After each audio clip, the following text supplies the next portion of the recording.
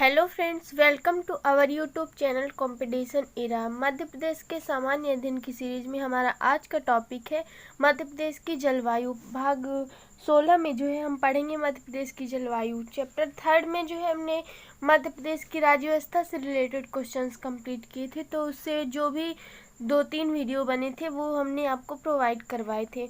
और हमारा ये टॉपिक जो है मध्य प्रदेश की जलवायु, ये चैप्टर 4 में पढ़ेंगे हम, है ना। तो आज का हमारा टॉपिक क्या है, मध्य प्रदेश की जलवायु। और इससे रिलेटेड जो भी इम्पोर्टेंट क्वेश्चंस और उन क्वेश्चंस से रिलेटेड फैक्ट होगा वो हम आपको वीडियो में बताएंगे। तो इस टॉपिक को कंप्लीट करने के लिए बढ़ते हैं अपने क्वेश्चंस की तरफ। तो हमारा आज का पहला क्वेश्चन क्या है, हमारा पहला क्वेश्चन है मध्य प्रदेश में सर्वाधिक वर्षा किस शाखा से होती है। ऑप्शन नंबर फर्स्ट है बंगाल की खाड़ी, ऑप्शन सेकंड है अरब शाखा, ऑप्शन थर्ड है दोनों शाखाओं में बराबर, और ऑप्शन नंबर फोर्थ क्या है, इनमें से कोई नहीं। तो हमारा सही आंसर क्या है कि सर्वाधिक वर्षा किस शाखा से होती है, वो होती है बंगाल की खाड़ी से। Option first is right answer, है ना। मध्य प्रदेश में सर्वाधिक वर्षा बंगाल की खाड़ी शाखा से होती है, और यही शाखा क्या करती है, भारत में भी सर्वाधिक वर्षा करती है। कौन सी शाखा, बंगाल की खाड़ी वाली शाखा। यानी जो हमारा दक्षिणी पश्चिमी मानसून होता है तो वो जब बंगाल की खाड़ी से, क्योंकि वो जब आता है तो मुड़ता हुआ आता है, तो यहाँ पश्चिम आते हुए बंगाल की खाड़ी से जब मुड़ता है तो उसकी भी जो आर्द्रता होती है वो ग्रहण कर लेता है। और सबसे ज़्यादा वर्षा फिर कौन सी शाखा से होती है, बंगाल की खाड़ी वाली शाखा से ही होती है ना।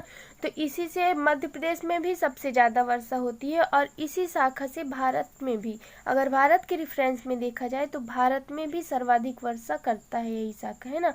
इस शाखा के बाद प्रदेश में वर्षा कौन सी शाखा के द्वारा होती है, तो इस शाखा के बाद अगर कोई आती है तो वो वर्षा करती है अरब शाखा। यानी पहले सबसे ज़्यादा जो वर्षा होती है वो बंगाल की शाखा से और उसके बाद अरब की शाखा से, है ना। बढ़ते हैं नेक्स्ट क्वेश्चन की ओर। तो हमारा क्वेश्चन है निम्नलिखित में से कौन सी रेखा मध्य प्रदेश में जल विभाजक रेखा कहलाती है। ऑप्शन नंबर फर्स्ट है 50 सेंटीमीटर वर्षा रेखा, ऑप्शन सेकंड है 75 सेंटीमीटर वर्षा रेखा, ऑप्शन थर्ड है 100 सेंटीमीटर वर्षा रेखा, और ऑप्शन फोर्थ क्या है 125 सेंटीमीटर वर्षा रेखा, है ना। तो निम्न में से कौन सी रेखा मध्य प्रदेश में जल विभाजक रेखा कहलाती है, तो ये बताना है जल विभाजक रेखा कौन सी है ना। तो हमारा सही आंसर क्या है, 75 सेंटीमीटर वर्षा जल रेखा, ये सही आंसर है। जल विभाजक रेखा को ही 75 सेंटीमीटर वर्षा रेखा कहते हैं, या 75 सेंटीमीटर वर्षा रेखा को ही मध्य प्रदेश में जो है जल विभाजक रेखा कहते हैं। मध्य प्रदेश में वर्षा का औसत जो है तो कितना होता है, 112 सेंटीमीटर है। पूर्वी और पश्चिमी मध्य प्रदेश के मध्य स्थित 75 सेंटीमीटर वर्षा रेखा को प्रदेश की जल विभाजक रेखा कहा जाता है, जो प्रदेश के कौन कौन से जिलों से गुजरती है, सीधी, जबलपुर और सिवनी, 3 जिलों से गुजरती है। ये 75 सेंटीमीटर वर्षा रेखा जो है प्रदेश में 3 जिलों से गुजरती है, सीधी, सिवनी और जबलपुर। तो हमारा सही आंसर है ऑप्शन नंबर 2। हम बढ़ते हैं अपने नेक्स्ट क्वेश्चन की ओर। तो हमारा क्वेश्चन है मध्य प्रदेश किस प्रकार की जलवायु वाला देश है, ये प्रदेश है, सॉरी। ऑप्शन फर्स्ट है केवल उष्णकटिबंधीय, ऑप्शन सेकंड है केवल मानसूनी जलवायु, ऑप्शन नंबर थर्ड है उष्णकटिबंधीय मानसूनी जलवायु, और ऑप्शन फोर्थ क्या है, सम जलवायु वाला। तो मध्य प्रदेश किस प्रकार की जलवायु वाला प्रदेश है, उष्णकटिबंधीय मानसूनी जलवायु। Option number third is right answer. Madhya Pradesh Bharat के मध्य में स्थित है ना। अगर भारत में देखें, हम लोग मैप देखें इंडिया का, तो उसमें क्या है कि मध्य प्रदेश बीच में स्थित है। इसी कारण मानसूनी जलवायु की सभी विशेषताओं को समेटते हुए और साथ ही उष्णकटिबंधीय जलवायु की विशेषता को भी लिए हुए, अतः प्रदेश की जलवायु को उष्णकटिबंधीय मानसूनी जलवायु कहना क्या है, सही है। बढ़ते हैं हम नेक्स्ट क्वेश्चन की तरफ। तो हमारा क्वेश्चन है मध्य प्रदेश की जलवायु को उष्णकटिबंधीय स्वरूप प्रदान करने में कौन उत्तरदायी है। ऑप्शन फर्स्ट है कर्क रेखा, ऑप्शन सेकंड है मकर रेखा, ऑप्शन नंबर थर्ड है दक्षिण पश्चिम से आने वाला मानसून, और ऑप्शन फोर्थ है उपरोक्त सभी। तो मध्य प्रदेश की जलवायु को उष्णकटिबंधीय स्वरूप प्रदान करने के लिए कौन उत्तरदायी है, वो है कर्क रेखा। ऑप्शन फर्स्ट जो है वो बिल्कुल सही है। मध्य प्रदेश की जलवायु को उष्णकटिबंधीय स्वरूप प्रदान करने के लिए प्रदेश के मध्य से गुजरने वाली कर्क रेखा उत्तरदायी है। बढ़ते हैं नेक्स्ट क्वेश्चन की ओर। तो हमारा क्वेश्चन है, मध्य प्रदेश की जलवायु के अनुसार प्रदेश में कितनी ऋतुएं पाई जाती हैं? ऑप्शन फर्स्ट है 3, ऑप्शन सेकंड है 4, ऑप्शन थर्ड 6 और ऑप्शन फोर्थ क्या है 7। तो मध्य प्रदेश की जलवायु के अनुसार प्रदेश में कितनी ऋतुएं पाई जाती हैं? Option number first is right answer, 3 ऋतुएं पाई जाती हैं, जिन्हें क्रमशः कौन कौन सी ऋतुएं? 3, ग्रीष्म ऋतु, वर्षा ऋतु और शीत ऋतु के नाम से जाना जाता है।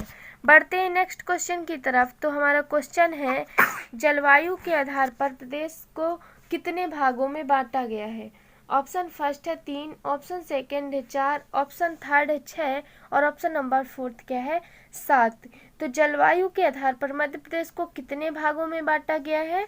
Option number second is right answer, 4 भागों में बांटा गया है ना।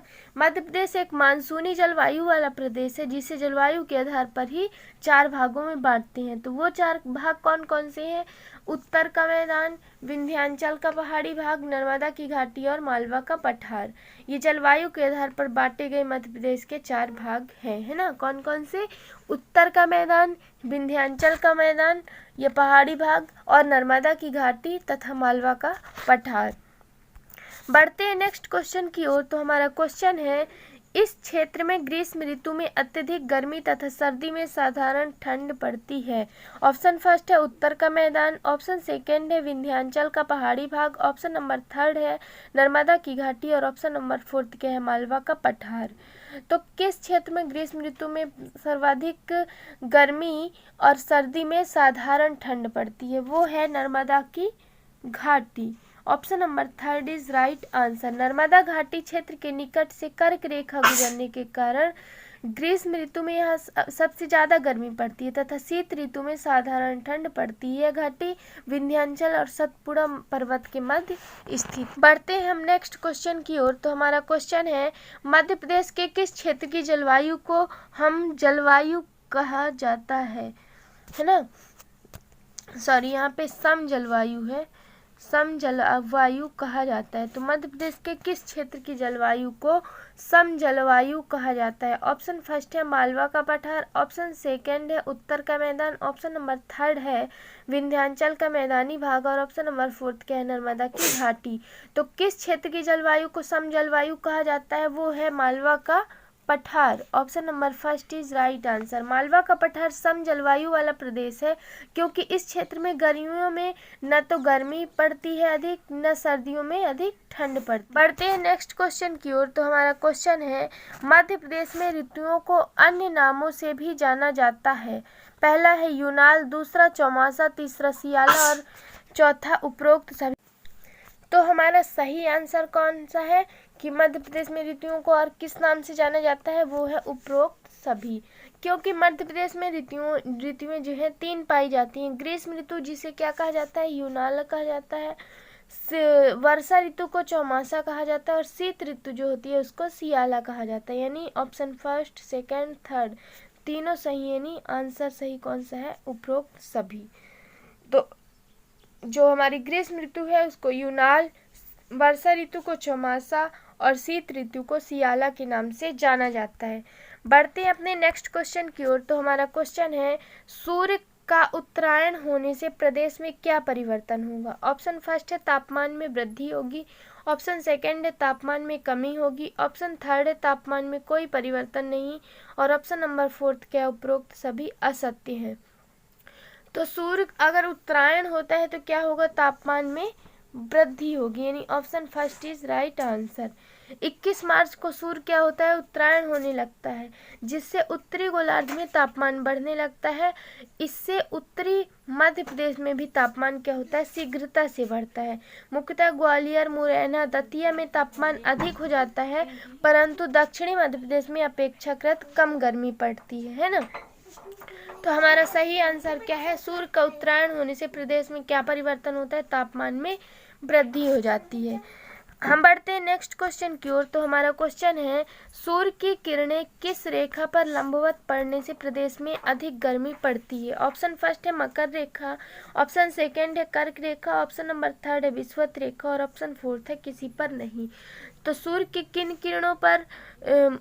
किरणों पर लंबवत पड़ने से तो मध्य प्रदेश में गर्मी अधिक पड़ने लगती है, वो है कौन सी किरणें? कर्क रेखा की किरणें है ना। सूर्य की किरणें जब कर्क रेखा पर लंबवत पड़ती है तो प्रदेश में अधिक गर्मी होने लगती है। अप्रैल से मई में सूर्य की किरणें कर्क रेखा के क्षेत्र पर लंबवत पड़ने लगती हैं, अतः उत्तरी मध्य प्रदेश और कर्क रेखा के क्षेत्रों में तापमान में अधिक वृद्धि हो जाती है, जिससे कि क्या होता है, कर्क रेखा और मध्य प्रदेश के बीच, जो कि कर्क रेखा मध्य प्रदेश के बीच से गुजरती है, तो इसी कारण उन क्षेत्रों में ज़्यादा गर्मी पड़ने लगती है ना।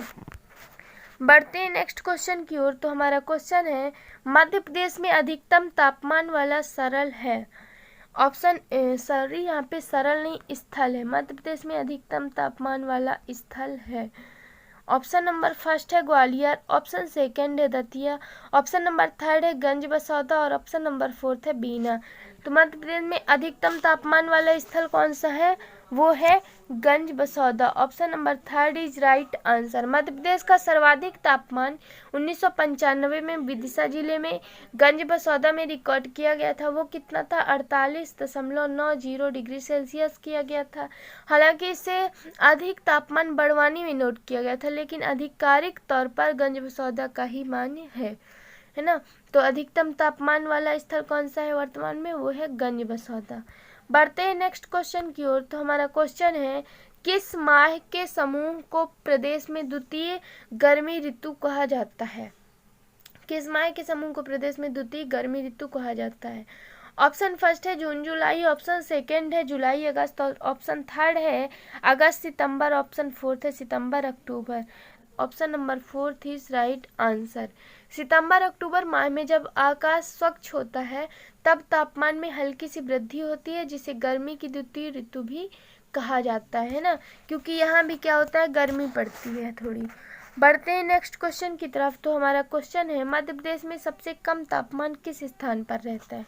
ऑप्शन फर्स्ट है ग्वालियर, ऑप्शन सेकंड है शिवपुरी, ऑप्शन थर्ड है दतिया और ऑप्शन नंबर फोर्थ है गुना।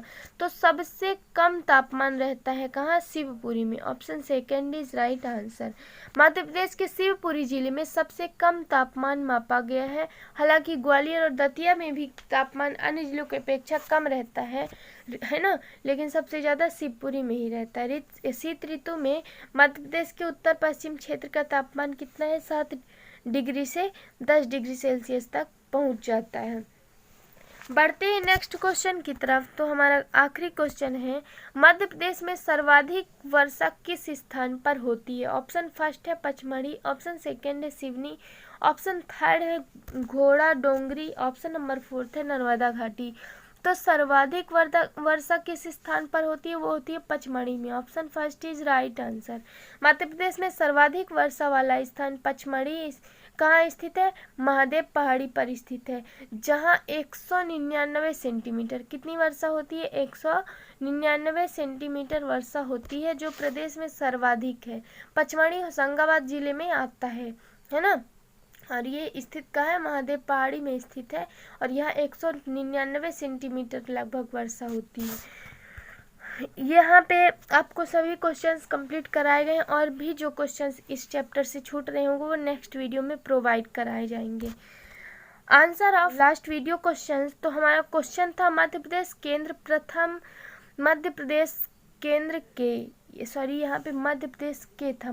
के प्रथम राज्यपाल कौन थे? तो मध्य प्रदेश के प्रथम राज्यपाल थे हमारे B Pattabhi Sitaramayya. Option number fourth is right answer. Madhya Pradesh के प्रथम राज्यपाल कौन थे? बी पट्टाभी सीतारमैया। अब आपके लिए क्वेश्चन है, क्वेश्चन फॉर यू। क्वेश्चन है, मध्य प्रदेश में ग्राम न्यायालयों की शुरुआत किस स्थान से हुई? कृपया इसका आंसर कमेंट बॉक्स में करके बताएं। अगर आपको वीडियो पसंद आती है तो please like, subscribe and share कीजिए, और वीडियो को ज़्यादा से ज़्यादा शेयर करें। Thanks for watching video.